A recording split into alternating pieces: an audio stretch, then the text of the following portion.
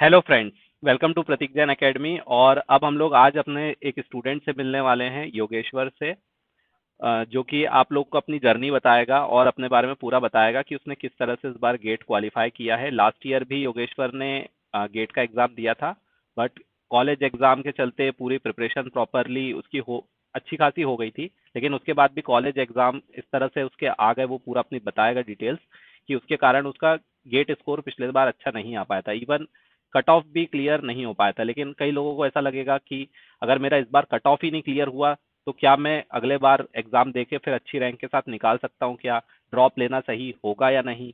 ये सारी चीजें दिमाग में आती है। ऐसा लगता है कि गेट एग्जाम बहुत टफ है। अगर मान लो कि मैं नॉर्मल से कॉलेज से पढ़ रहा हूँ और मैं बहुत ऐसी जगह पर को बिलोंग करता हूँ जहाँ से कोई इतने संसाधन नहीं होते हैं।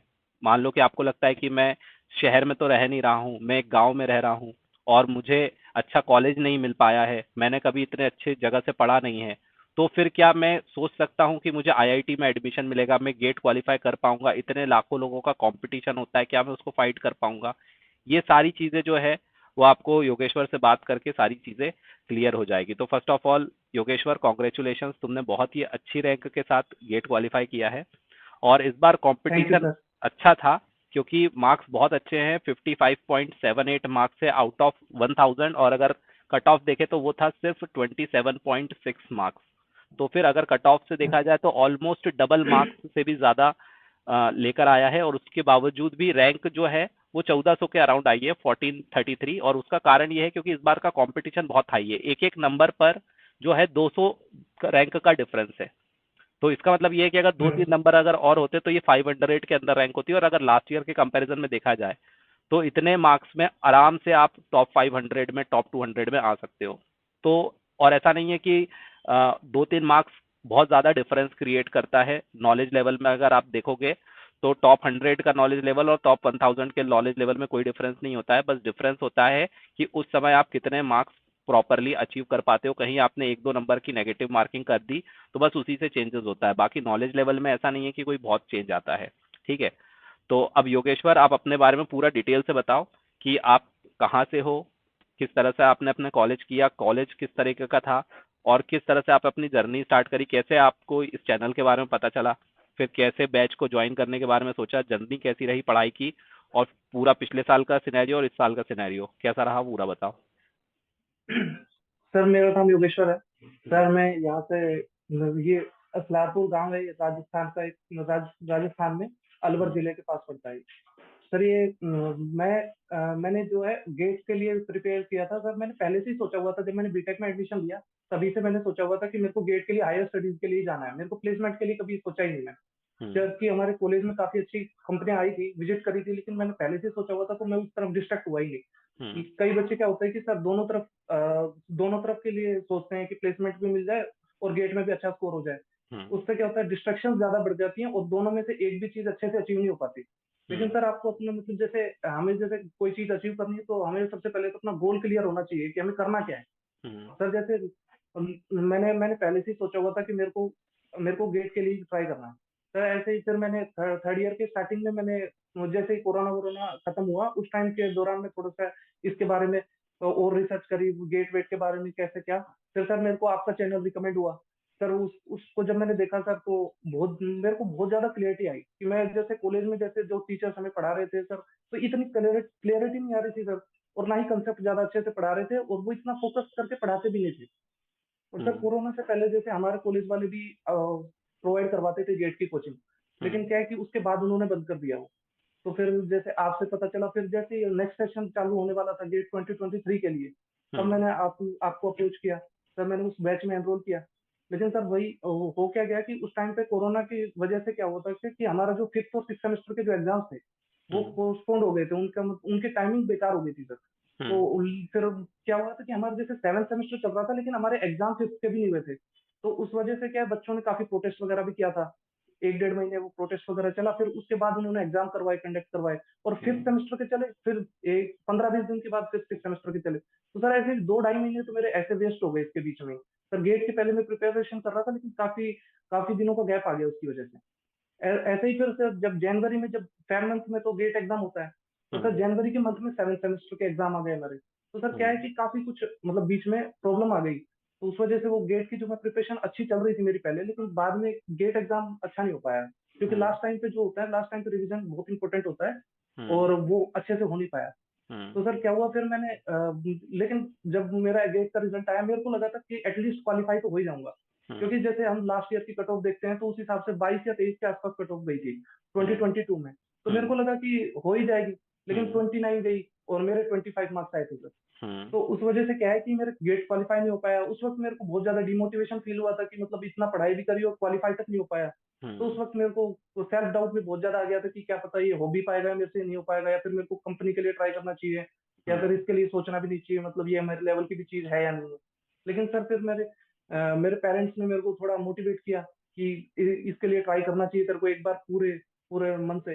फिर सर मैंने जैसे आपसे कोचिंग ली थी तो मेरे को कंसेप्ट तो क्लियर थे सर, तो मतलब हम्म। जैसे सब्जेक्ट जो थे उनके कंसेप्ट तो मेरे को क्लियर थे। लेकिन हम्म। क्या हुआ कि बस मेरे को थोड़ी जो प्रैक्टिस में कमी थी, मेरी तरफ से कमी रह गई थी। और हम्म। बस सर दो चार कुछ सब्जेक्ट थे जो जिसमें मेरे कुछ टॉपिक्स छूट गए थे, तो सर हम्म। उनको मैंने करा।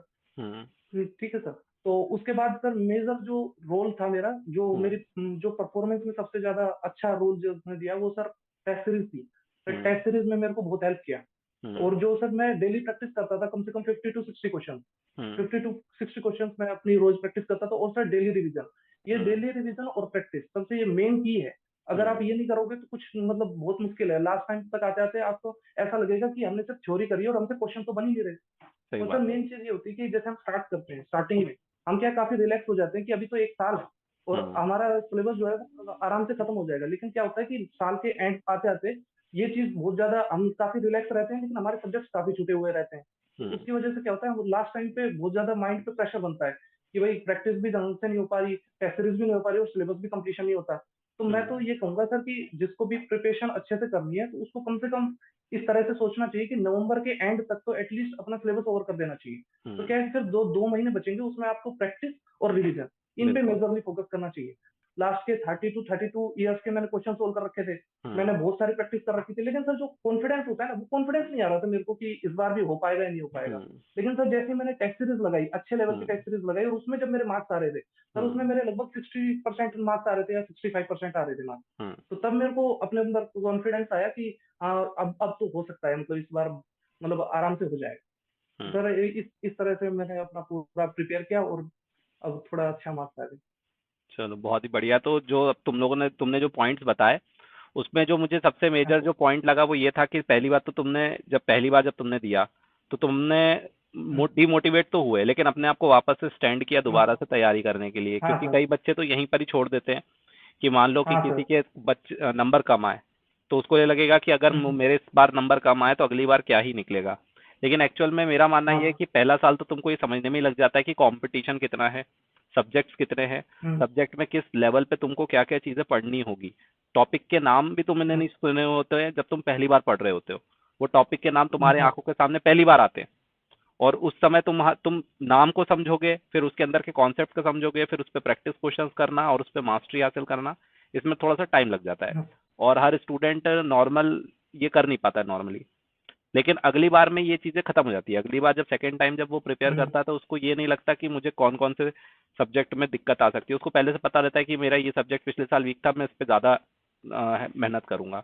दूसरी चीज, उसको टाइम का कंस्ट्रेंट पता चल जाता है, जैसे कि 10 से 12 सब्जेक्ट है और हाँ अगर हमारे पास 12 ही महीने हैं तो हमें एक महीने से कम हाँ में एक सब्जेक्ट को फिनिश करना पड़ेगा। मतलब हमें ये टारगेट लेके चलना हाँ पड़ेगा शुरू से कि मुझे 20 से 25 दिन में हम्म, सारे एक सब्जेक्ट खत्म करना ही है। तो अगर आपको हम्म, 20-25 दिन में एक सब्जेक्ट खत्म करना है तो इसका मतलब ये है कि कोई कम बहुत ज्यादा टाइम नहीं है आपके पास। दिखने के लिए एक साल है लेकिन 10 सब्जेक्ट हम्म, 12 सब्जेक्ट है। नेटवर्किंग ज्यादा टाइम हाँ लेगा, सर। डीए से और सर ज्यादा टाइम नेटवर्किंग लेगा, ज्यादा टाइम लेता है, और ऐसे ही बीबीए में मैथ्स जो होता है वो भी काफी टाइम वो भी लेता है। मैथ्स भी ज्यादा टाइम लेता है। और मैथ्स तो ऐसा है कि कॉन्स्टेंटली आपको हाँ थोड़ा थोड़ा रोज करते रहना चाहिए। कुछ हाँ सब्जेक्ट सर। ऐसे हैं जो कम टाइम लेंगे, हाँ कंपाइलर सर, जैसे कि जैसे कम टाइम कंपाइलर लेगा, डिजाइन हो गया, टीओसी हो गया। सीओसी हो गया, हाँ ये सर, कम टाइम ये लेंगे। काफी कम टाइम लेता है, और ये अच्छे से मार्क्स मार्क्स मार्क स्कोरिंग भी सब्जेक्ट है सर। स्कोरिंग है। हाँ ऑपरेटिंग सिस्टम ऑन एन हाँ। एवरेज मीडियम हम्म, लेवल पर है, मतलब बहुत ज्यादा टाइम भी नहीं लेगा, हाँ बहुत कम भी नहीं लेगा। तो इसको मैनेज करते हुए स्टार्टिंग से चलना पड़ेगा। ठीक है, जो तुमने पहला हाँ पॉइंट सर। बोला है ना, वो बिल्कुल सही बोला। दूसरा पॉइंट भी जो तुमने बोला, टेस्टिंग बहुत इंपॉर्टेंट, जो जो पढ़ते जाओ उसको टेस्टिंग हाँ करते जाओ।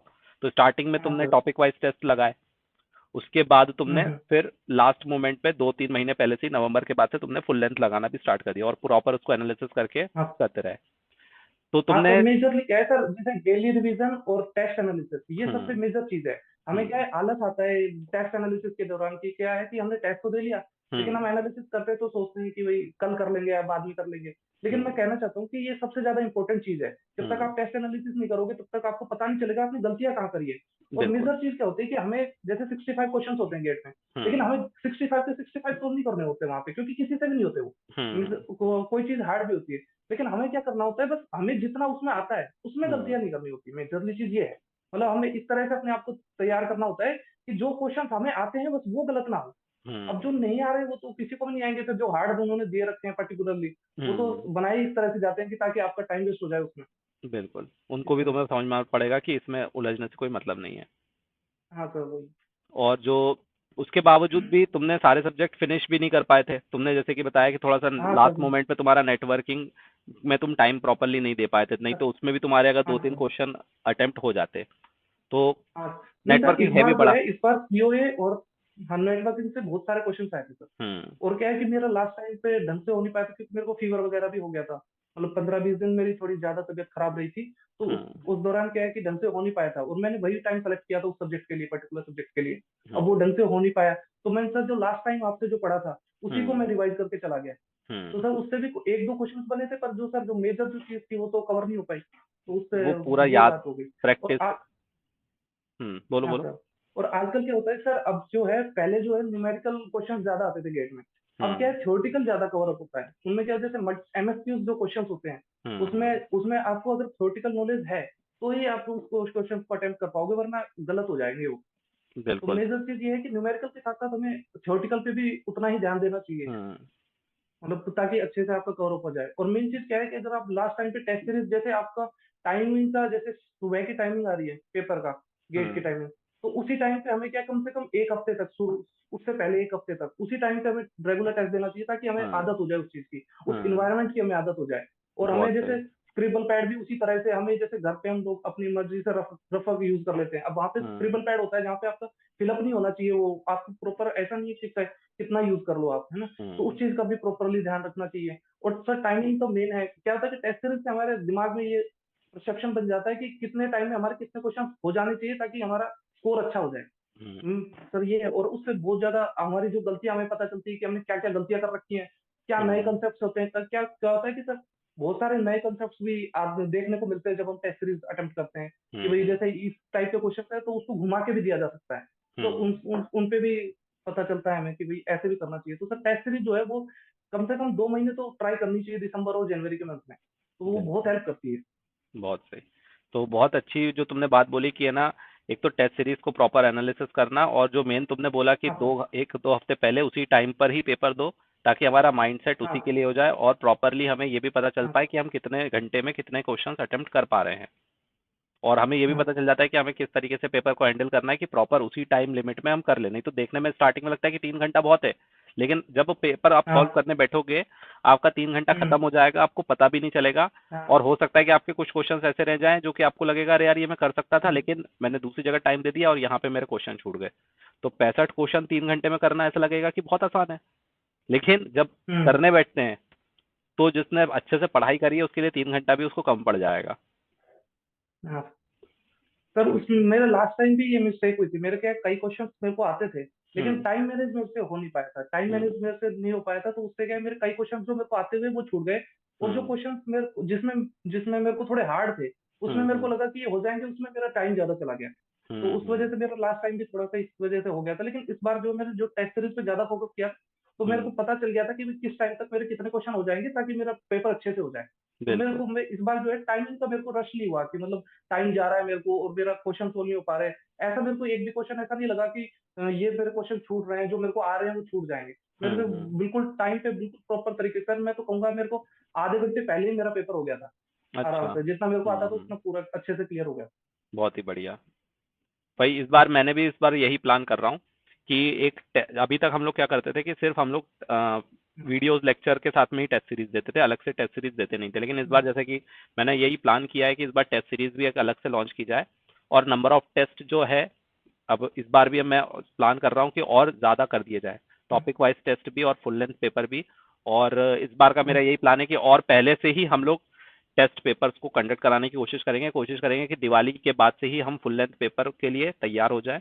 और नंबर ऑफ टेस्ट पेपर हम्म, जितना ज़्यादा हो सकता है उतना ज़्यादा देने की कोशिश करेंगे, क्योंकि प्रॉपरली एनालिसिस करना, टाइम टू टाइम प्रैक्टिस करना, उससे ही सिलेक्शन होगा। जब तक आप मैदान में खेलना नहीं जाओगे तब तक आप कैसे, आपको पता चलेगा कि मैदान में कितने लंबा छक्का मारना पड़ेगा और कितना स्कोर करना पड़ेगा। हाँ तो जब हाँ तक मैदान में नहीं उतरोगे तब तक का, या फिर पानी में नहीं उतरोगे तब तक पानी की गहराई का पता नहीं चलेगा। तो नहीं बहुत चलता। बहुत सर मैं तो चीजें। ये कहना चाहता हूँ कि जैसे क्या कि हम लोग जैसे स्टार्टिंग में क्या होता है, काफी रिलैक्स होके तैयारी स्टार्ट करते हैं, क्योंकि हमें लगता है काफी ज्यादा टाइम है, 12 महीने का टाइम है, लगभग 1 साल का।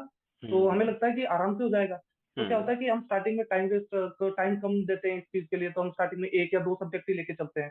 तो उससे हम्म। क्या होता है कि हम जब लास्ट तक आते आते हैं, हमारे के कुछ सब्जेक्ट ऐसे रह जाते हैं, 4 से 5 सब्जेक्ट रह जाते हैं अक्टूबर नवंबर तक ही।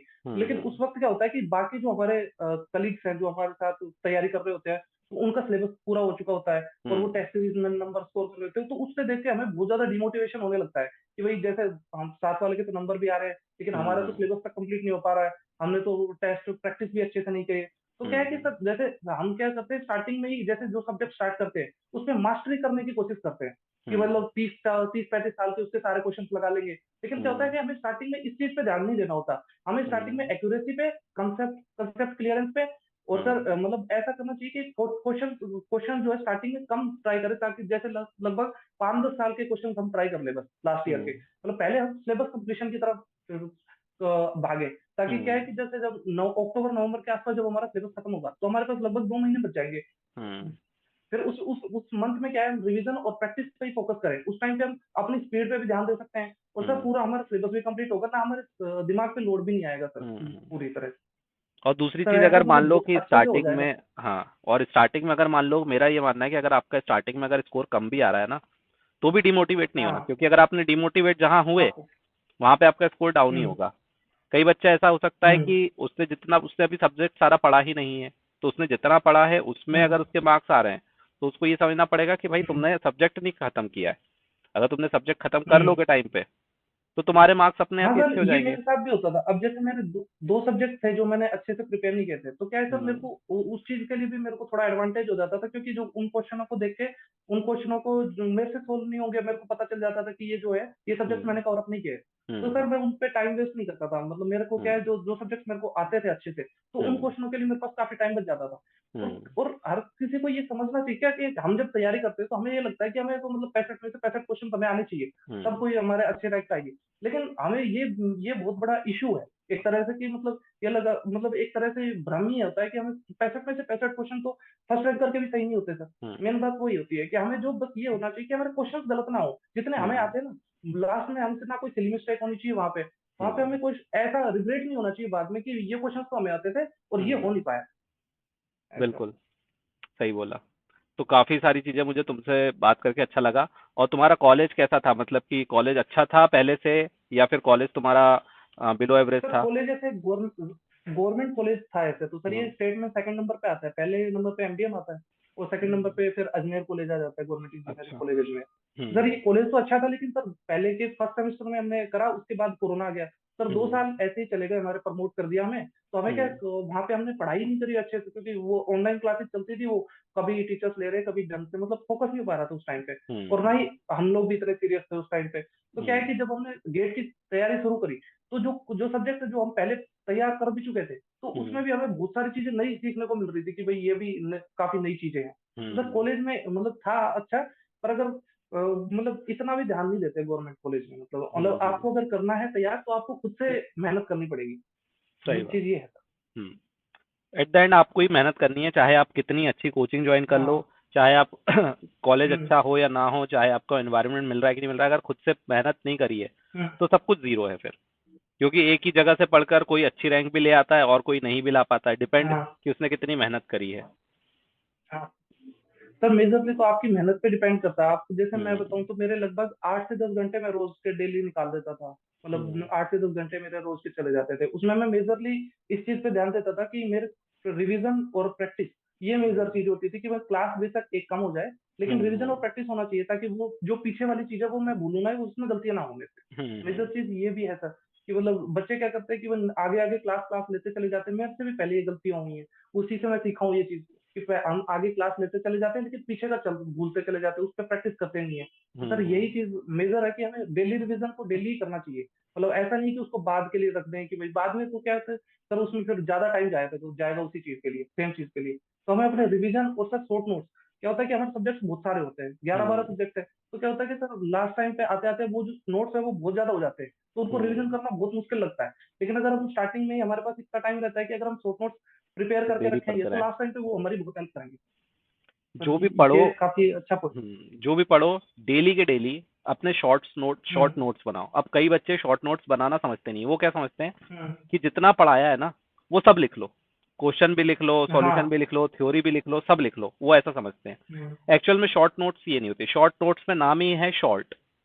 जो भी चीज हुँ, पढ़ाई गई है, और शॉर्ट नोट्स कभी भी किसी और के नहीं लिए जाते। बच्चे बोलते हैं कि सर आप अपनी हुँ, पीडीएफ दे दो, अपने नोट्स दे दो। मेरे पीडीएफ मेरे हुँ, नोट्स तुम्हारे किसी काम में नहीं आएंगे, तुम्हें तुम्हारे ही नोट्स बनाने पड़ेंगे, वही तुम्हारे काम में आएंगे। हाँ, क्योंकि जब हम हमारे नोट्स बनाते हैं तो उसमें सबसे पहली बात होती है कि हम हमारी हैंड राइटिंग में लिखते हैं।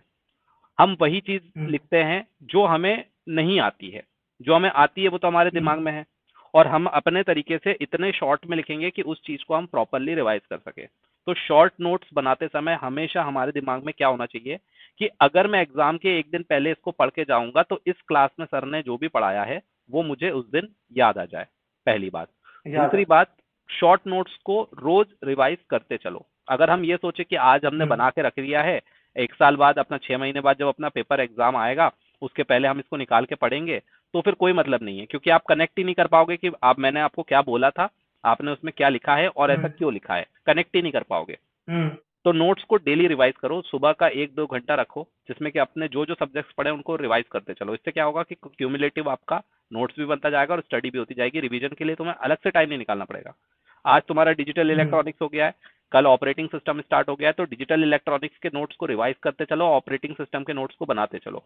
फिर ऑपरेटिंग सिस्टम के बाद हमारा मान लो डीबीएमएस स्टार्ट हुआ, तो डिजिटल इलेक्ट्रॉनिक्स ऑपरेटिंग सिस्टम को भी रिवाइज करते चलो, और डीबीएमएस को तो साथ में रखना ही रखना है। तो क्यूमुलेटिवली अगर आप हुँ, सारे सब्जेक्ट्स को साथ में लेते हुए चलोगे तो एंड टाइम में आपके साथ ये नहीं होगा कि हमने पुराना आगे का पढ़ लिया, पुराने सब्जेक्ट्स भूल गए, रिवाइज करने का टाइम नहीं है, फुल हुँ, लेंथ पेपर में हमारे मार्क्स नहीं आ रहे हैं। तो इन सारी चीजों को हमें मद्देनजर रखते हुए पूरा प्रॉपर प्लानिंग के साथ हमें 10 महीने अपना डिवोट करना पड़ेगा। मैं 12 महीने नहीं मानता हूँ, मैं 10 महीने मान के चलता हूँ। तो हुँ, 10 महीने आपको इस तरीके से, क्योंकि लास्ट के 2 महीने तो आप भूल ही जाओ जो आप टेस्ट सीरीज और प्रैक्टिस पेपर्स में हाँ, देने वाले हो।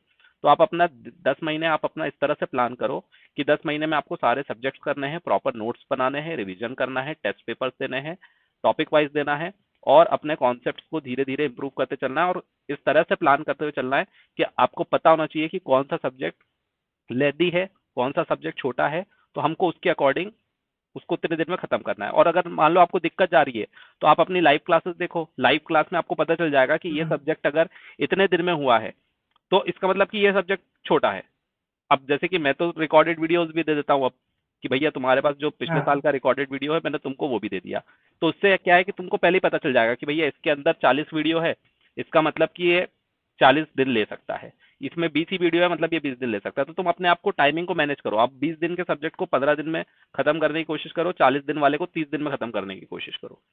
तो तुम्हें खुद से पता चल जाएगा कि हाँ ये सब्जेक्ट बड़ा है इसको जल्दी करना है, ये छोटा है इसको जल्दी, और सर इसको इतना टाइम दो। सब्जेक्ट्स को भी हमें एनालाइज करते हुए चलना चाहिए कि कौन सा सब्जेक्ट जो है वो ज़्यादा टाइम ले सकता है, तो हमें हम्म उसको कब शेड्यूल करना चाहिए, और कौन सा हम्म। सब्जेक्ट जो है वो स्कोरिंग है, और कौन से सब्जेक्ट को हमें ज़्यादा टाइम देना चाहिए। अब बिल्कुल। जैसे ये सी प्रोग्रामिंग और ये एल्गोरिथम है, सर ये हम्म काफ़ी ज़्यादा मार्क्स वाला, और एक मैथ्स मैथ्स जो है ये हम्म काफ़ी स्कोरिंग सब्जेक्ट है। इसमें लगभग 12 से 15 मार्क्स के क्वेश्चन आते ही आते हैं। हम्म। तो इसमें क्या होता है कि हमें इसमें इसको नहीं छोड़ के चलना चाहिए, नहीं कि वो मतलब उसको कई छोड़ बार ही क्या नहीं होता है कि सकते। हमें लास्ट टाइम पे हम ये डिसाइड कर लेते हैं कि लास्ट टाइम पे जाके मैथ्स को करेंगे। हम्म तो क्या होता है कि लेकिन लास्ट टाइम पे आते-आते वो काफ़ी लेट हो जाता है। तो हम हम्म स्ट्रेस आउट भी होने लगते हैं कि भई हमारा तो मैथ्स नहीं हो रहा, अच्छे से हो नहीं पा रहा, हमें मार्क्स नहीं आ रहे, नम क्वेश्चन्स में हमसे क्वेश्चन भी सोल्व नहीं हो रहे। तो क्या होता है कि सर उस ऐसी जो हमारा स्कोरिंग सब्जेक्ट है और जिसमें ज़्यादा टाइम लग सकता है, उसको हमें अपने हिसाब से शेड्यूल करना चाहिए कि हमारे हिसाब से वो कब बेस्ट हम्म। हो जाएगा, वो कवर कब हो जाएगा। और हमें उस पर प्रॉपरली फोकस करके चलना चाहिए, क्योंकि वो सब्जेक्ट जो होता है वो काफी स्कोरिंग भी होता है और काफी ज्यादा मार्क्स भी कंटेन करता है। तो उसमें हम्म। नंबर नहीं कटने चाहिए बस हमारे।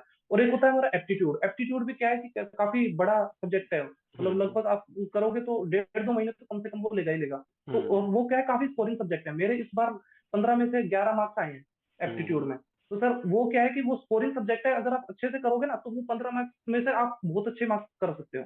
उसमें मुझ- कुछ टॉपिक्स मुझे ऐसे हैं लगता है जैसे कि कि तुम्हारे दो तीन वोकैबुलरी। मार्क्स उसमें अगर रहेगा, क्योंकि 15 में से मैंने देखा हाँ। कि एक ही क्वेश्चन अगर आप छोड़ो, तो तुम्हारा कौन सा शिफ्ट था? शिफ्ट हम्म, 1 था या शिफ्ट 2 था? Sir second. Second second. Shift था। तो सेकंड शिफ्ट में मैंने देखा कि अगर आपने अगर एप्टीट्यूड अगर सही किया तो एक क्वेश्चन बस था जिसमें कि थोड़ा सा तुमको लग सकता है कि नहीं दे पाओगे, लेकिन बाकी 14 क्वेश्चन पूरे अटेम्प्ट कर सकते थे। तो अगर थोड़ा सा अगर हम एप्टीट्यूड पे भी अगर ध्यान प्रॉपरली दे दे, तो तुम्हारा जो 2-3 नंबर का खेल है वो वहां से बदल जाता।